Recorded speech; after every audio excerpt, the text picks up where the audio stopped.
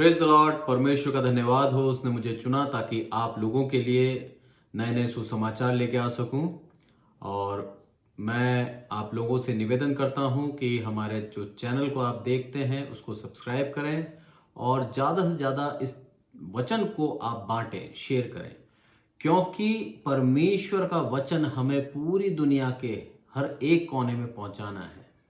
जब तक आखिरी इंसान तक सुसमाचार नहीं पहुंचेगा तब तक हमारा प्रभु यीशु मसीह इस दुनिया में वापस नहीं आएगा। यदि हम चाहते हैं कि प्रभु यीशु मसीह जल्द से जल्द हमारी दुनिया में वापस आए और हमारा न्याय करे, हमें स्वर्ग राज्य हम अपने साथ ले जाए, तो वचनों को बांटें। इस वीडियो को जब आप देखते हैं ऑनलाइन तो आपका ये कर्तव्य है कि आप उसको शेयर करें ताकि आप प्रभु के वचन को बांट सकें। आइए हम देखेंगे आज यशाह की पुस्तक में से यशाह उसका 12 और पहली कुछ आयतों में से पढ़ता हूं मैं। उस दिन तू कहेगा, हे यहोवा, मैं तेरा धन्यवाद करता हूं, क्योंकि यद्यपि तू मुझ पर क्रोधित हुआ था, परंतु अब तेरा क्रोध शांत हुआ और तूने मुझे शांति दी है।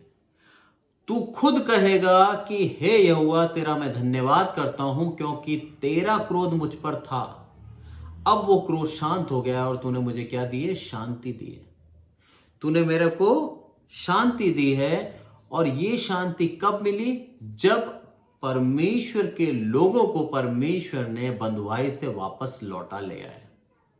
आज हम इन वचनों से क्या सीखते हैं? हम इन वचनों से ये सीखते हैं कि परमेश्वर हमको पाप की जो मजदूरी में हम पड़े हुए हैं वहां से वो वापस लेके आ सकता है, यदि हम उसके ऊपर विश्वास करें। तो हमें परेशान होने की जरूरत नहीं है, हमें इधर उधर उपाय ढूंढने की जरूरत नहीं है। हमारा सब कुछ करने के लिए तैयार है प्रभु यीशु मसीह। वो हमको बंधुआई से छुड़ा सकता है, हमें पाप से दूर कर कर हमें एक अच्छा जीवन दे सकता है। यदि हमें उसके ऊपर पूर्ण विश्वास है तो वो हमको पूर्ण शांति देता है मन के अंदर।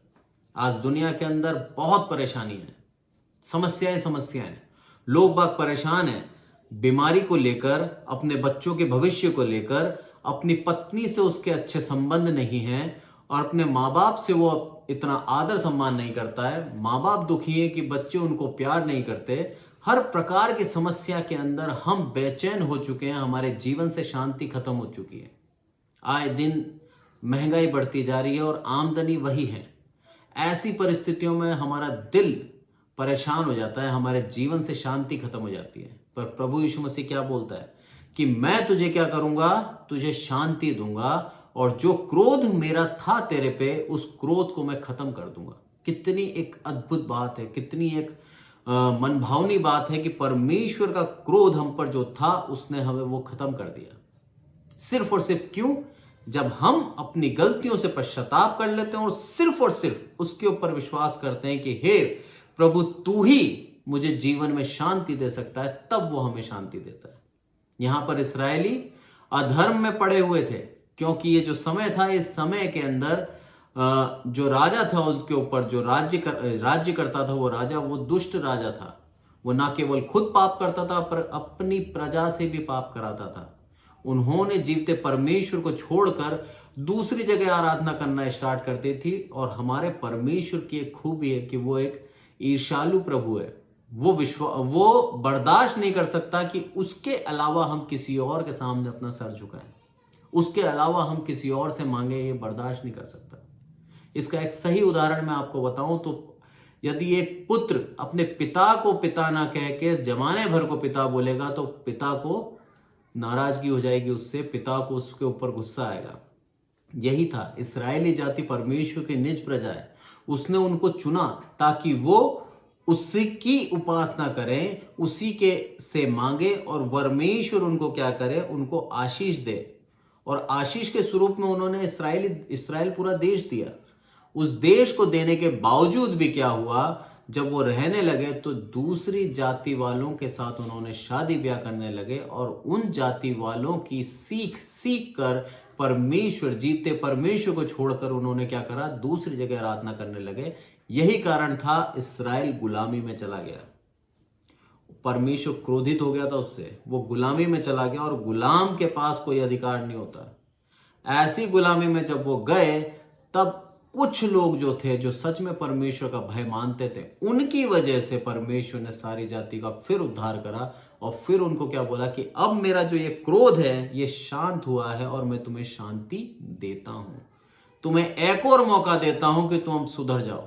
परमेश्वर हमारे जीवन में हमें कई ढेर सारे मौके देता है कि हम अपनी गलतियों से फिरकर सही मार्ग पर आ जाएं, पर हम उस चीज को पहचानते नहीं है और हम उस बात को ना जानते हुए परमेश्वर के विरुद्ध, जो उसे पसंद नहीं है, वही कार्य करते जाते हैं और उससे परमेश्वर अप्रसन्न होता है और हमारे जीवन की आशीष खत्म हो जाती है। हमारे जीवन में परेशानी, निराशा और हमारा जो उत्साह है वो खत्म हो जाता है।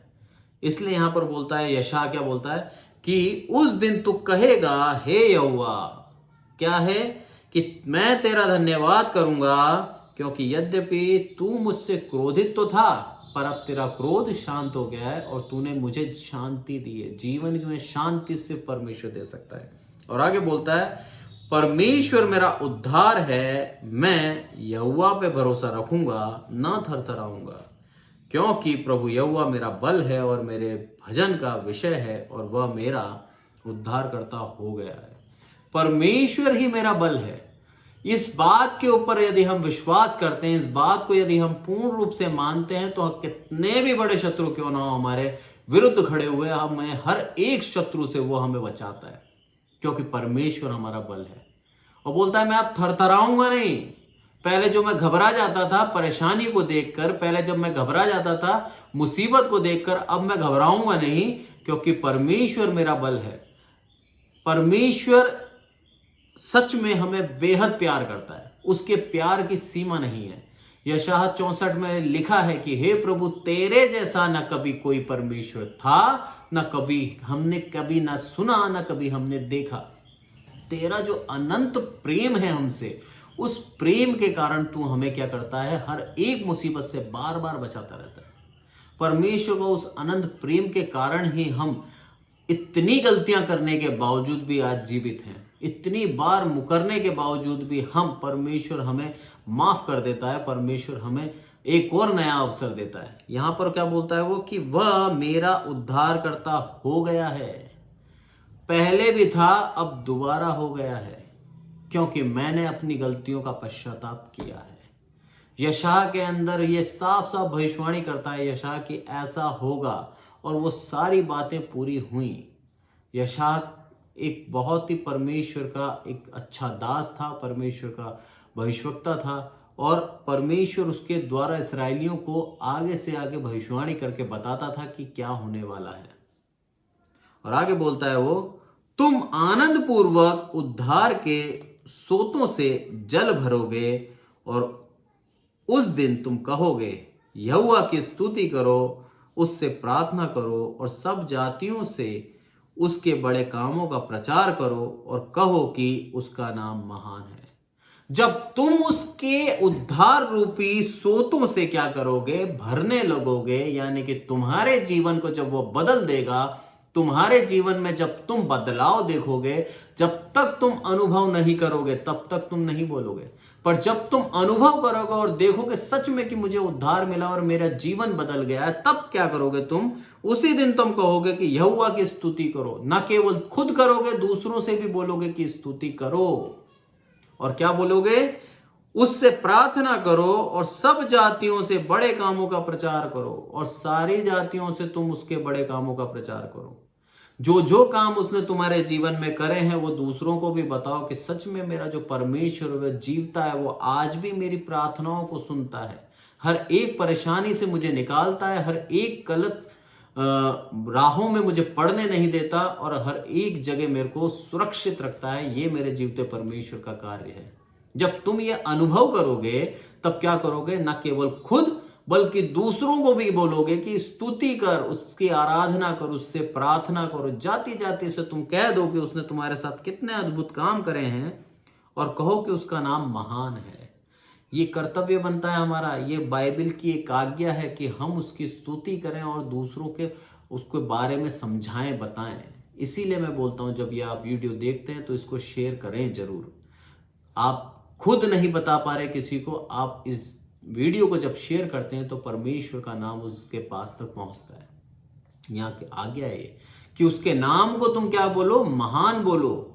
उसका नाम महान है और यहोवा का भजन गाओ और उन क्योंकि उसने प्रतापमय काम किए हैं और इसे सारी पृथ्वी पर प्रकट करो।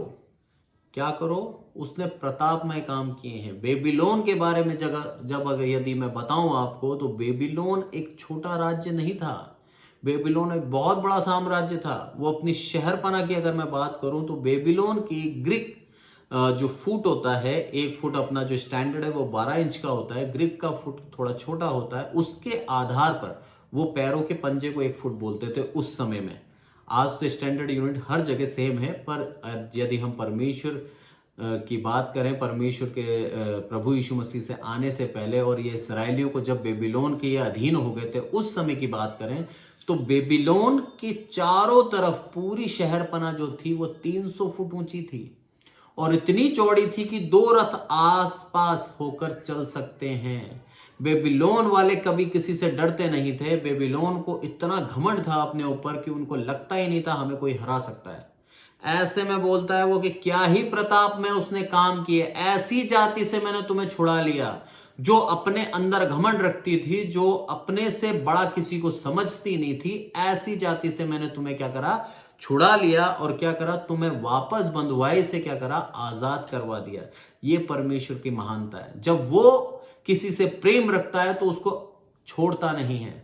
जब वो किसी से प्रेम रखता है तो उसको मुसीबत में नहीं छोड़ेगा। परमेश्वर की ये महानता है कि यदि उसने मुझे चुन लिया है तो वो मुझे छोड़ेगा नहीं। परमेश्वर के ऊपर जब हम विश्वास करते हैं तो पूर्ण विश्वास करें, क्योंकि वो हमें कभी भी नहीं छोड़ेगा। परेशानी में कभी भी हमारे शत्रु हमारे ऊपर प्रबल नहीं हो सकते।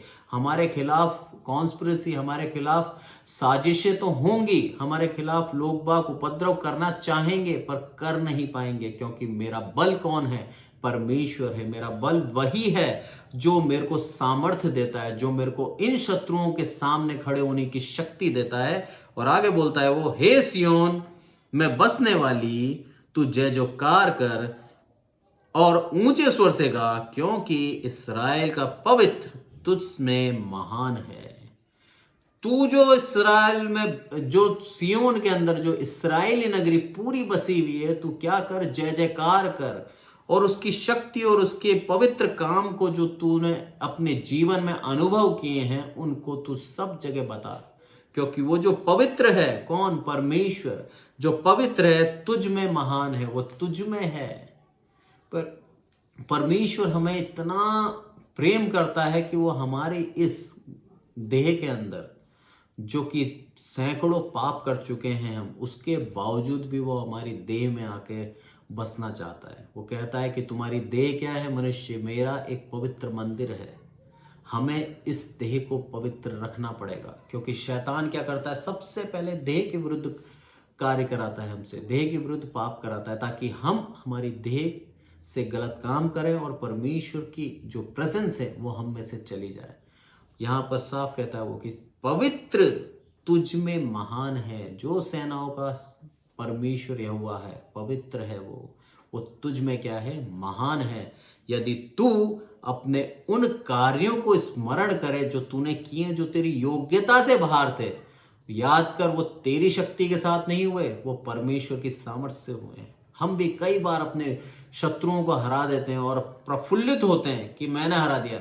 हमने नहीं हराया, वो मेरे स्वर्गीय पिता परमेश्वर की दया थी मुझ पर, इस कारण से वो शत्रुओं को लज्जित होना पड़ा। इस बात को हम ध्यान रखें।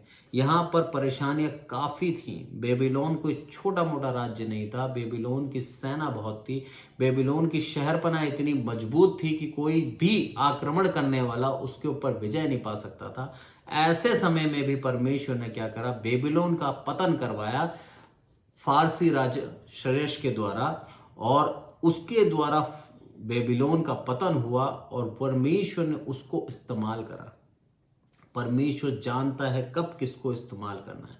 परमेश्वर अपने डरवैयों का ध्यान रखना अच्छी तरह जानता है। परमेश्वर उनको आशीष देना अच्छी तरह जानता है। उसके प्रॉमिस हैं कि वो हमको सब कुछ देगा। आशीषों की बाढ़ से हमें क्या कर देता है? लाभान्वित कर देता है। हमारे को आशीष थोड़ी सी नहीं देता, बाढ़ के समान देता है, ढेर सारी आशीष देता है। इतना प्यार करता है वो हमसे। हमें क्या करना है? सिर्फ और सिर्फ उसके ऊपर विश्वास करना है और बाट जोते रहना है। क्योंकि लिखा है कि जो मेरे लिए, जो परमेश्वर की बाट जोते रहते हैं, उनके लिए क्या करता है? वो तैयारी करता है। क्या तैयारी करता है? उनको आशीष देने की तैयारी, उनको तरक्की देने की तैयारी, सब कुछ परमेश्वर करता है। परमेश्वर चाहता है हर एक उसका विश्वासी खुश रहे, हर एक विश्वासी उसका प्रसन्न रहे, उसके जीवन से दुख मुसीबत परेशानी दूर हो जाए। वो कब हो सकती है? जब हम पूर्ण रूप से क्या करेंगे? उसका धन्यवाद करेंगे। हर एक परिस्थिति में हम उसका जब धन्यवाद करना सीख जाएंगे तो परमेश्वर हमको और आशीष देता जाएगा। यदि हम पुराने कुछ उदाहरणों को देखते हैं तो आप देखिए, सुलेमान राजा कितना महान था कि उसने 12 साल 13 साल का जब वो राजगद्दी पे बैठा तो सबसे पहले उसने परमेश्वर से एक ही चीज मांगी कि हे प्रभु, मुझे तेरी प्रजा पे न्याय करने की समझ और बुद्धि देना। वो जानता था कि जिस प्रजा पे मैं बैठा हुआ है राजा बनके, वो मेरी प्रजा नहीं है, वो परमेश्वर की प्रजा है।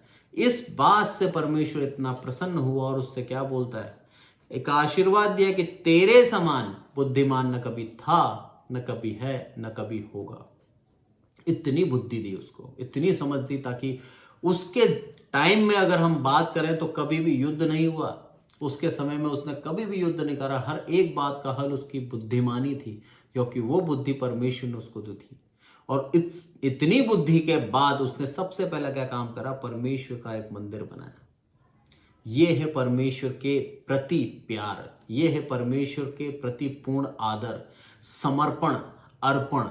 हम यदि ऐसा करते हैं तो परमेश्वर हमको उदारता से रिटर्न देता है। पर यदि हम ऐसा नहीं करते तो उसके बाद हम चाहते हैं आशीषों को पाना, परमेश्वर तो दयालु है, वो देता है, पर हमारी आशीषें इतनी बड़ी नहीं होंगी जितनी अगर हम पूर्ण रूप से अपने आप को अर्पण कर दे परमेश्वर को। तब परमेश्वर चाहता है कि हम उसको उतना ही प्रेम करें जितना वो हमसे करता है। पर यह संभव नहीं है, क्योंकि उसके लिए लिखा है कि वो दया का सागर है, उसका जो प्रेम है वो अनंत है। हम इतना प्रेम उससे नहीं कर पाते, पर एक अंश भी यदि हम उससे प्रेम कर लें तो हमारे जीवन के अंदर हम आशीषों को गिनना हमारे लिए बहुत बड़ी बात हो जाएगी। अनगिनत आशीषों से वो हमें माला माल कर देगा।